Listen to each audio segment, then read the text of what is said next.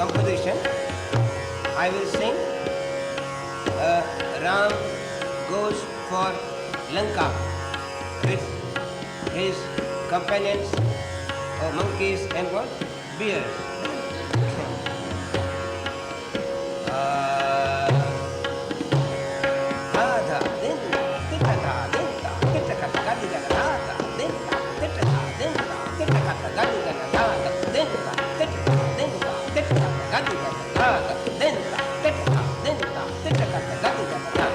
This is cycle of 12 matras.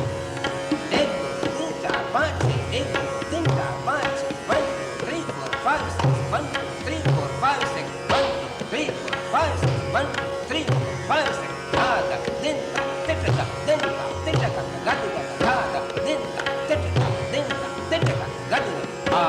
Ye era, gobe era, de era, ye era, gobe era, de era, Lanka desh avadhaman संग सखा अंगद सुग्रीव और हनुमान ये रघुवीर धीर ये रघुवीर धीर लंकेश अवधमान संग सखा अंगद सुग्रीव और हनुमान ये रघुवीर धीर सदा वत युक्ति जगवंदन विधान देव कुसुम वर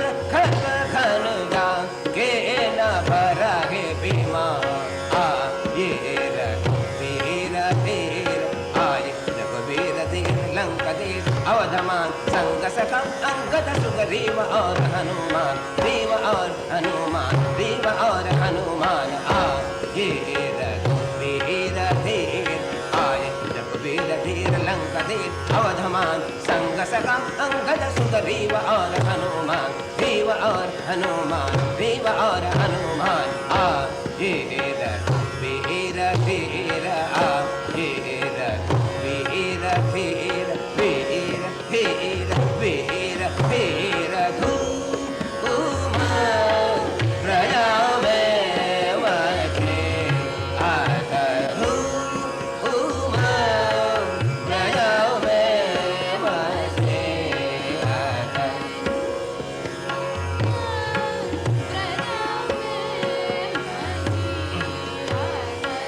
हम गदाने ता गवादाने दो गवादाने दो गवादाने दो गदाने दादाने दानी नी दावा दादा मागा मामा गदाने ता गवादाने ता तने ता आता दो ओमा प्रयाम वचे समगा गदम मरे ददने तदने नेगना सगने नेगना दनि मामा दगा गमदा आता दो आता दो आता दो ओमा प्रयाम वचे आता दो.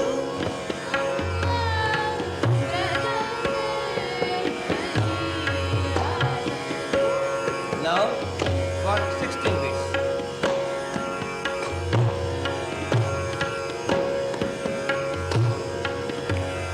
Nadin dina, nadin dina, nadin dina, nadin dina, nadin nadin nadin dina, nadin dina, nadin dina, nadin dina, nadin dina, nadin dina, nadin dina, nadin dina, nadin dina, nadin dina, nadin dina, nadin dina, nadin dina, nadin dina, nadin dina, nadin dina, nadin dina, nadin dina. Panche sata, tinga, tinga, panche sata, tinga, tinga, panche sata, tinga, tinga, panche sata, dadin dina, dadin dina, dadin dina, dadin dina. You will understand counting in Hindi? Nothing is wrong. Dadin dina, dadin, dadin dina, dadin dina, dadin dina, dadin dina, dadin dina, dadin dina, dadin dina, dadin dina. Ghar baand karna, chire pag ghar baand karna, chire pag ghar baand karna, chire विष का प्याला राणा जी ने भेजा, विष का प्याला राणा जी ने भेजा, मेरा पीवत आसिरे पग घर बांध, पग घर बांध, पग घर बांध करना, चेरे पग घर बांध करना, चेरे ना चेरे पग घर बांध करना, चेरे लोग कहे मेरा भाई बावरी, लोग कहे मेरा भाई बावरी, सास कहे कुलना सिरे पग घर बांध, पग घर बांध, पग घर बांध करना, चेरे पग घर बांध करना, चेरे मीरा के प्रभु गिरिधर नागर, मीरा के प्रभु गिरिधर नागर, मैं तो तोरी दास रे पग घर बांध करना, चेरे पग घर बांध करना, चेरे पग घर बांध ना, चेरे पग घर बांध करना, चेरे पग घर बांध करना, चेरे पग घर बांध करना,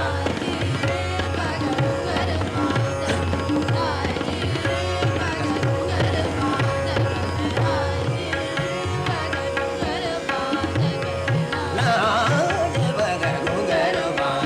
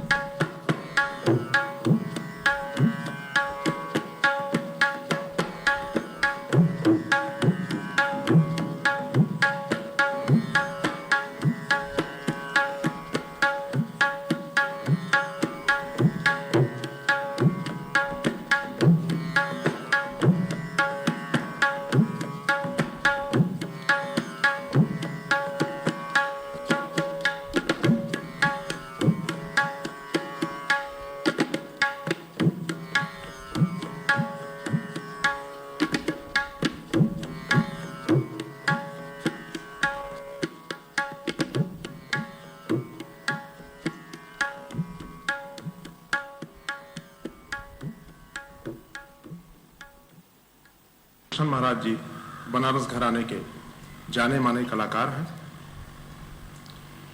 ये पीढ़ी बनारस घराने का करीब 300 वर्षों से चली आ रही है और पंडित जी ने इसको प्रतिष्ठापित किया है। तो पंडित जी, सबसे पहले मैं आपसे एक छोटा सा सवाल करूंगा कि बनारस घराने की परंपरा पर थोड़ा प्रकाश डालिए।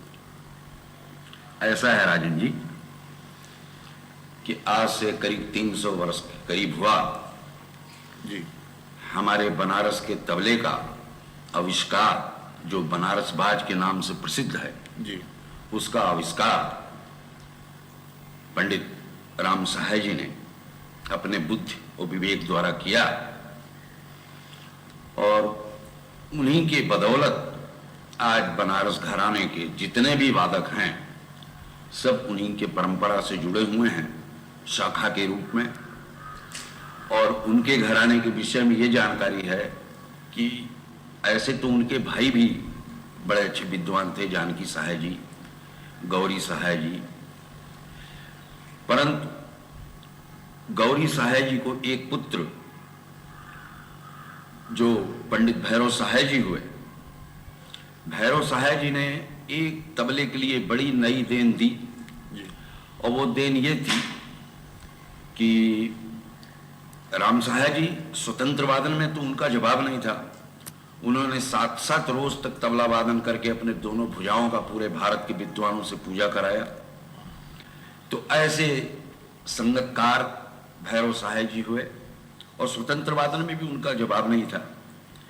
भैरव सहाय जी बड़े भाग्यवान हुए कि उनको एक पुत्र रत्न की प्राप्ति हुई, पंडित बलदेव सहाय जी। बलदेव सहाय जी के तबले के विषय में हमारे पिता पंडित कंठे महाराज जी, जो उनके शिष्य प्रमुख शिष्यों में से थे, और पंडित छोटे रामदास जी बनारस के जो कि एक बहुत बड़े विद्वान गायक थे जी, वो कहते थे कि बेटा ईमान की बात यह है कि बलदेव सहाय जी के तबले की उपमा जो भगवान कृष्ण के बांसुरी से दी जाए तो वो निहायत उचित है, क्योंकि जो आकर्षण भगवान कृष्ण के बांसुरी में थी वही आकर्षण बलदेव सहाय जी के तबले में था। इसलिए भारत के विद्वानों ने उनको वाद्य रसराज की उपाधि से विभूषित किया था। और उन्हीं बलदेव सहाय जी के शिष्यों में हमारे पूज्य गुरुदेव पंडित कंठे महाराज, और उनको एक सौभाग्य भी प्राप्त हुआ कि जो हमारे दादाजी थे दिलीप महाराज, वो बलदेव सहाय जी के सगे मामा थे। अच्छा, तो वो बहन के बच्चे थे बलदेव सहाय जी और भाई के लड़के पंडित कंठे महाराज। तो बलदेव सहाय जी और कंठे महाराज मामा फूफा के भाई भी थे। 9 वर्ष की अवस्था में हमारे पूज्य पिताजी घर छोड़ के नेपाल चले गए और जा करके वहाँ बलदेव सहाय जी के पास बहुत परिश्रम से बड़ी सेवा करके उन्होंने काफी वर्षों तक तबले की शिक्षा ग्रहण की। और जैसे ही अपने अनुज को सिखाना चाहिए वैसे बलदेव सहाय जी ने हमारे पिताजी को शिक्षा दी। और फिर पिताजी के विषय में तो दुनिया जानती है, हमारा बड़ा सौभाग्य रहा कि जो हमको पिताजी ऐसा गुरु मिला, उन्होंने हमें जब शिक्षा देना आरंभ किया तो सुन के ताजुब करोगे कि 1 वर्ष तक हमें सीधा ताल उन्होंने कोई बजाने नहीं दिया। अच्छा, 1 वर्ष तक जब बजवा में तो 19 मात्रा, 17 मात्रा, 15 मात्रा, 13 मात्रा, 11 मात्रा, 9 मात्रा, 1 वर्ष तक हमें झपताल या त्रिताल या एकताल या ये सीधा ताल कोई हमें बजाने नहीं, वक्री ताल वो बजवाते रहे। फिर 1 साल तक उन्होंने हमें नृत्य के साथ बजाने की शिक्षा दी, अपने पलंग पर बैठ के बिल्कुल डांसर का रोल अदा करते थे। अच्छा, और हम उनके साथ नीचे बैठ के चौकी पर उनकी संगत करते थे। इस तरीके से हमें विद्या सौभाग्य प्राप्त हुआ है। ये एक सवाल छोटा सा है पंडित जी जी कि संगीत साधना में हमने सुना है जी कि लोगों को किसी का इष्ट करना होता है, किसी देवता का। जी हाँ, तो आपने किसका इष्ट किया है? ऐसा हुआ कि जिस वक्त 5 वर्ष की अवस्था हमारी थी तो हमारे पिताजी ने हमसे तबला आरंभ कराया। जी तो वो धाधा तिट्टी धाधा तीना ये सब न बताकर हमें सबसे पहला टुकड़ा उन्होंने बतलाया कि धा श्रवण सुंदर नाम गणपति ज्ञाननाथ गजाननम त्रिक नगिन धैरत धादिन धाकृत लंबोदर एकदंत धा कृतक लंबोदर एकदंत धा कृतक लंबोदर एकदंत धा। तो ये टुकड़ा सीखने का हमारे ऊपर ये छाप पड़ा कि उसी रोज ये हमारे समझ में आया कि गणेश जो हैं ये वाद्य यंत्र के महान देवता हैं और इनका उपासना किया जाए तो चाम्रवाद में जरूर सिद्धि प्राप्त होगी। इसलिए हम शुरू से ही गणेश जी के उपासक और माँ सरस्वती का आराधना और गुरु के चरणों का आराधना अभी तक हम करते आए हैं। बजाने से पहले इन्हीं लोगों का ध्यान करके हम एक तिलक लगाते हैं। ये तिलक लगाने के बाद तब हमें ये लगता है कि हम तबला वादक हैं। इसके पहले तो हम एक अपने को बड़ा मामूली सा समझते हैं, मगर ये टीका लगाने के बाद जैसे हमारी खोपड़ी जागृत हो जाती है तब हम समझते हैं कि हाँ हम तबला वादक हैं।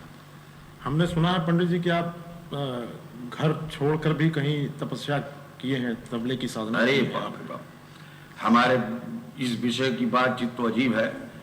एक महात्मा हमसे बंबई में मिल गए, कहने लगे कि तबले की पूर्ण सिद्धि प्राप्त करनी है तो श्मशान में सिद्धि करो। अच्छा। नतीजा ये हुआ कि 40 रोज तक हम शिवाजी पार्क के श्मशान में जा करके और रात को कम से कम 1186 बार पाठ करते थे। 11 माला पाठ करते, जिसमें 2-3 घंटा लगता था। और हम काफी दिनों तक वहां 40 रोज तक बॉम्बे के श्मशान में सिद्धि किया। फिर उसके बाद बनारस में आकर के हम 2 वर्ष संकट मोचन मंदिर में जाकर रह गए। वहां मंदिर में भी बहुत दिनों तक हमने बैठ के रियाज किया। अच्छा। तो बगैर देवी देवताओं बड़ों के आशीर्वाद के, गुरु के आशीर्वाद के किसी भी विद्या में सिद्धि नहीं प्राप्त होती है। यह हमारा दृढ़ विश्वास है। लयकारी में जो आपने ये निपुणता हासिल की है पंडित जी, इस विषय में कुछ बताइए हमें। और हमको बचपन से न जाने क्यों तैयारी की तरफ विशेष रुचि न होकर हमें लयकारी की तरफ विशेष ध्यान गया। और एक चीज हम आपको ये भी बतला देते हैं कि तबला वादक जब तक पूर्ण लयदार नहीं होगा जी, तब तक वो किसी की भी संगत अच्छी तरह से नहीं बजा सकता। और तबला जो है ये संगत का ही बाजा है। बिल्कुल। स्वतंत्र वादन तो कर लेना बहुत आसान है जी। जो हमें गुरु ने सिखलाया उसको हम सबके सामने बजा दिया, चाहे कम लय में चाहे बड़े तैयार किसी न किसी रूप से। मगर तबले में विवेक बिल्कुल जब तक पैदा नहीं, विद्या बिना विवेक उपजाई, विद्या में विवेक होना चाहिए जी। चाहे गायन हो, तबला हो, सितार सरोद हो, तो विवेक के बगैर कुछ नहीं होता। और जब तक विवेक नहीं पैदा होगा तब तक वो किसी की संगत अच्छी तरह से नहीं कर सकता है। कुछ लयकारी के नमूने। अच्छा, लयकारी के विषय में जो आपने कहा है जी। तो देखिए हम आपको जरा सा सुना रहे हैं।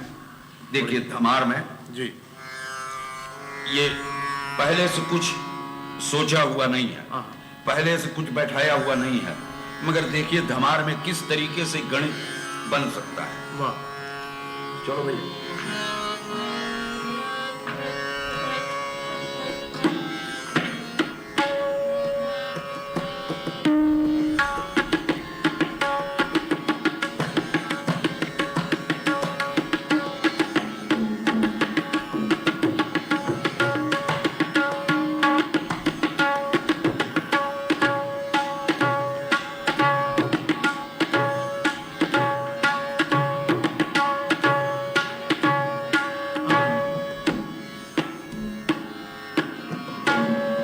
धमार में सम क पर है जी। तो देखिए कुछ ऐसा उपज जो सिर्फ क पर आता है। हाँ।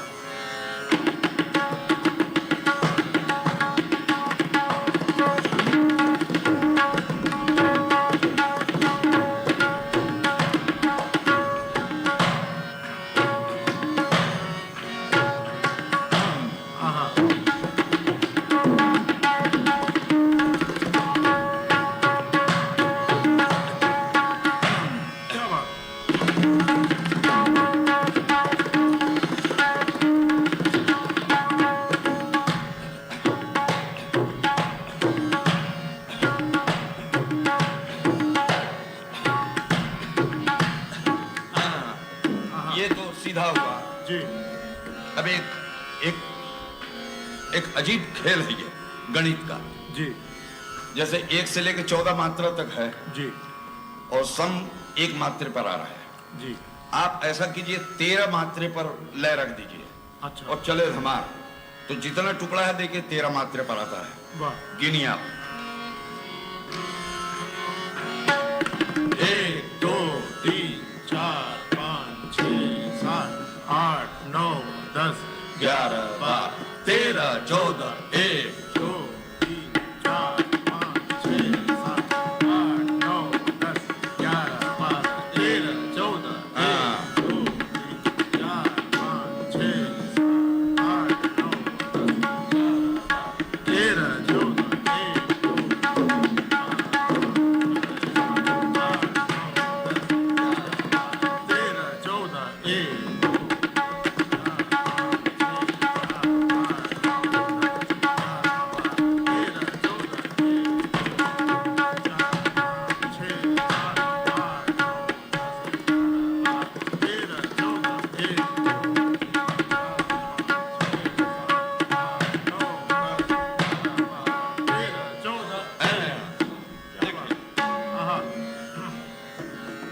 9 10 11 12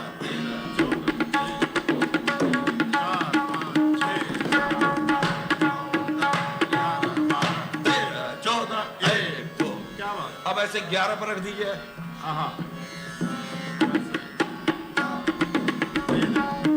1 2 3 4 5 6 7 8 9 10 11 12 1 2 3 4 5 6 7 8 9 10 11 12 13 14 1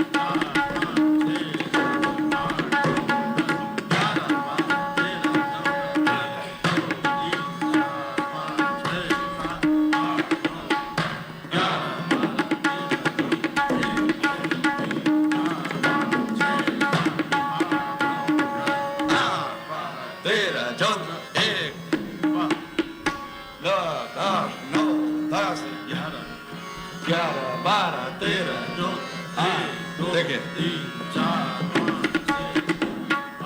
9 10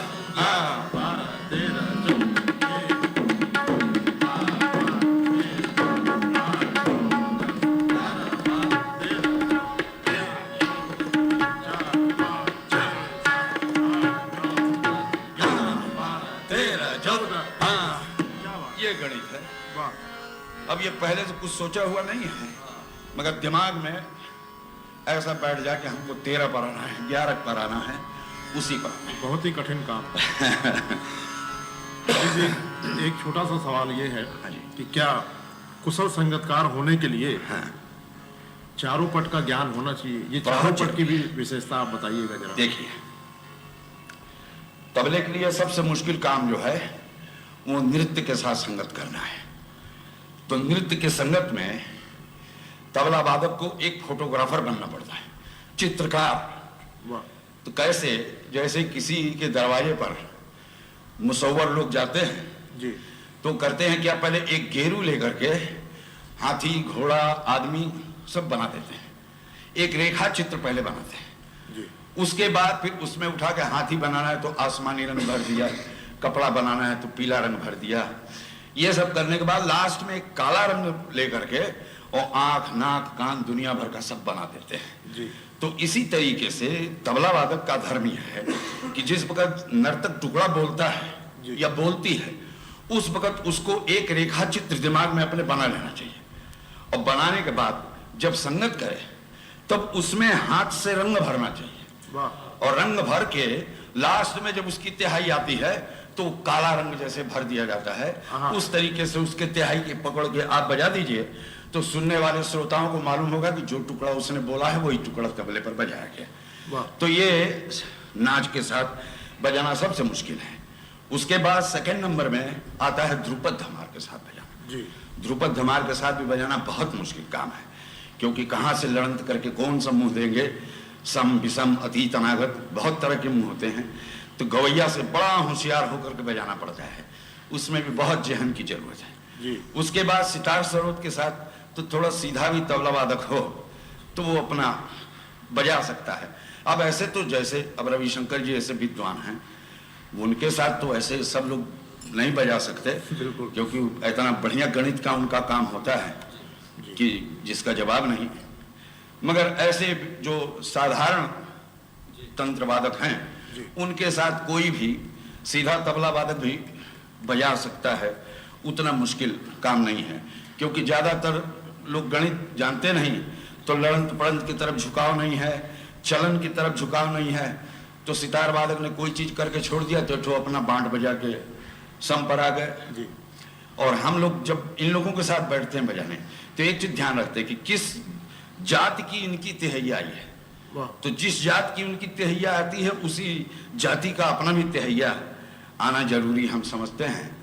तो इस तरह से, और भगवान की बड़ी कृपा है, गुरु की बड़ी कृपा है कि हमारे देश के जो महान विभूतियां हैं, जैसे विलायत खां, पंडित रविशंकर, अली अकबर खां, आमजद, निखिल बैनर्जी, ये सब लोग हमें बड़े प्यार करते हैं और हमारे साथ बजाने में उनको आनंद आता है।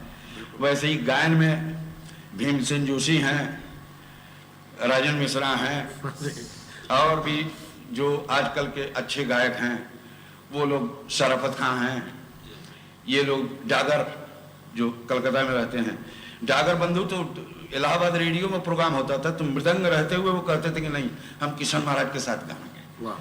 तो वो लोग भी हमको इतना प्यार करते थे। ऐसे ही नर्तकों में आप देख लीजिए, सितारा देवी, रोशन कुमारी, गोपी किशन, बिरजू महाराज, और भी जो अभी नए बच्चे आ रहे हैं जी, ये सब लोग हमारे साथ संगत में बहुत खुश होते हैं और उनको भी आनंद आता है। तो ये ईश्वर की कृपा है। और बचपन से हमने जो ये शौक, हम जो कहीं तैयारी पर विशेष ध्यान दे दिया होता तो शायद ये लोग इतना पसंद हमको नहीं करते, मगर वो तो हमारा भी ध्यान बचपन से ही गणित की तरफ था, इसलिए आज आप सब लोग हमें प्यार करते हैं और पसंद करते हैं। पंडित जी, ये हमने सुना है कि ये गणेश की प्रतिमा जो है जी, और ये तमाम चित्र जो हैं, हाँ, इसमें आपका बहुत बड़ा हाथ है बनाने में। अच्छा, इसका भी एक इतिहास है। जब हम छोटे थे तो हमारे पिताजी ने हमें एक बार एक पर्ण सिखलाया जी, जिसमें कि वंदना है गणेश का कि गणा नाम गणपति गणेश लंबोदर सोहै, और भुजाचार्य एक दंत चंद्रमा ललाट राजे, और ब्रह्मा विष्णु महेश ताल दे ध्रुपद गावे, तो अति विचित्र गणनाथ आज मृदंग बजावे। तो इसी धारणा को, इसी मूर्ति को, इसी ध्यान को लेकर के हमने इस मूर्ति की रचना की थी। और बड़ी भगवान की कृपा है कि ये मूर्ति भी एक अनूठी मूर्ति बनी है। बिल्कुल। और जैसा कि आपने चित्रकारी के विषय में पूछा था जी, तो तबला से जब हमें कुछ फुर्सत मिलता था तो हमें 3-4 चीजों का बहुत शौक और बहुत रुचि, जिसमें हम घर पर रह के चित्रकारी करते थे या घर से बाहर जब निकलते थे तो उस जमाने में शिकार का हमें बड़ा शौक था। अच्छा, हम जाके राइफल बंदूक लिए शिकार बहुत किए हैं। अच्छा, राइफल क्लब में भी जाके शूटिंग वगैरह करते थे। ये हमारा खास, फोटोग्राफी से भी हमें बहुत ज़्यादा शौक था जी, और अभी तक फोटोग्राफी वगैरह हम करते रहते हैं। हमारा गेम जो था, ये हमें और खेलों में उतनी रुचि नहीं। रुचि तो थी मगर आया ही नहीं, जैसे फुटबॉल या हॉकी या क्रिकेट, ये सब हम आया ही नहीं हमको। हाँ, मगर इन सब चीज़ों में हमें बड़ा शौक हुआ और भगवान ने वो सब पूरा भी किया। तो चित्रकारी भी बचपन से हमारा शौक था। तो बनारस घराने की ये जो 300 वर्षों से चली आ रही है परंपरा जी, इसको कायम रखने के लिए आपका क्या प्रयास है, और बनारस के युवा पीढ़ी से आपको क्या आशाएं हैं जी, ये हम जानना ये चाहिए। पीढ़ी के विषय में पूछ रहे हो, जी, उसमें थोड़ा हमको एक तकलीफ है। और वो तकलीफ ये है कि पहले तो जिस तरह से हम लोगों ने गुरु के साथ भावना रखा, गुरु का जो आदर सत्कार किया, वो आजकल के बच्चे बिल्कुल नहीं कर रहे हैं। गुरु भक्ति क्या है उनको नाम नहीं। मजा है सीखे हैं वो किसी और गुरु से, मगर आज अपने बाप के, अपने दादा के नाम के पीछे मर रहे हैं। अपने गुरु का उनको ध्यान ही नहीं है। और धर्म ये होना चाहिए कि चाहे कोई भी कहीं का भी गुरु हो, गुरु के चरणों में जीवन भर नतमस्तक रहे, गुरु के चरणों का ध्यान बराबर लगा रहे। और बाप दादा ने जन्म दिया है तो वो तो हमारे बड़े हैं ही हैं, मगर आज हम जो कंठे महाराज जी को इतना आदर देते हैं वो इसलिए नहीं कि हमारे ताऊ थे, इसलिए कि वो हमारे गुरु थे। हमारे पिताजी 45 साल की अवस्था में स्वर्गवासी हुए, मगर हमारे आंख से एक बूंद आंसू भी नहीं निकला। और बड़े पिताजी के लिए, गुरु के लिए आज कहीं बजाते बजाते जो उनके अंगूठे का ध्यान आ जाता है तो हमारे आंख से अश्रुपात होने लगता है। तो हम तो एक चीज जानते हैं कि आजकल के बच्चे सच्ची गुरु भक्ति करें, रियाज जितना हम लोगों ने किया है उतना रियाज करें, अपना समय दुरुपयोग में न करके एक अच्छा शिक्षा बड़ी जरूरी चीज है। जब तक एक अच्छे गुरु से ज्ञान नहीं प्राप्त करेगा, देखो लोग अपमान समझते हैं कि हम कंठे महाराज के घराने के हैं, हम कैसे चले जाएं किसी दूसरे घराने में सीखने। ऐसा नहीं होना चाहिए। हम देख रहे हैं कि हमारे घराने में कुछ बातें कमजोरी हैं, तो हमको किसी अच्छे जगह से अच्छी विद्या प्राप्त हो तो उसको सीख लेना कोई पाप नहीं है, और गुरु बनाना कोई पाप नहीं है। दत्तात्रेय ने 26 गुरु बनाया। आज भी हमारे पिताजी तो 60 वर्ष के जब हो गए तो कहने लगे कि वाह, अब हमारे गुरु जिंदा होते तो अब हम सीखने लायक हों। पंडित जी, आखिरी में एक छोटा सा अनुरोध ये है जी कि जो परण आपने सुनाया है जी उसको तबले पर भी सुना देते। हाँ, ये देखिए, इससे 2 फल मिलेगा। एक तो ये कि देखिए, जो अच्छे गुरु से शिक्षा प्राप्त किया जाए तो तबला एक गूंगा बाजा है जिसको जुबान नहीं है, मगर अच्छे गुरु से शिक्षा प्राप्त कीजिए तो तबले को जुबान हो जाती है। कैसे? देखिए, ये परण जो है इसको हम अभी हाथ से निकाल के दिखला रहे हैं। देखिए, एक एक शब्द स्पष्ट तबला कहता है कि नहीं। जैसे कि गणानाम,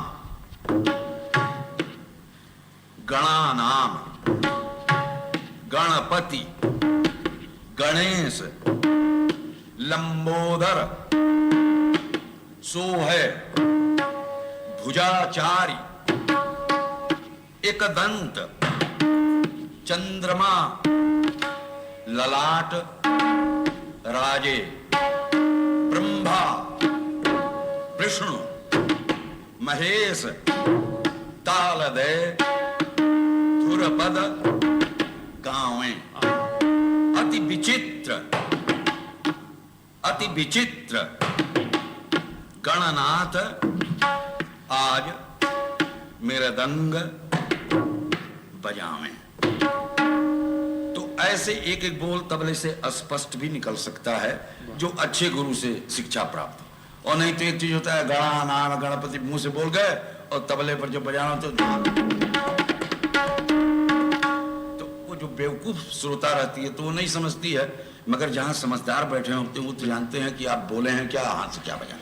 तो इसलिए पुराने लोगों ने कहा है कि गुरु करे जान के और पानी पिए छान के। तो गुरु अच्छा बनाना चाहिए, विद्वान गुरु बनाएगा तो उसकी शिक्षा भी अच्छी होगी। अब इसको जरा सा लहरे पर हम सुना दें। जी। त्रिताल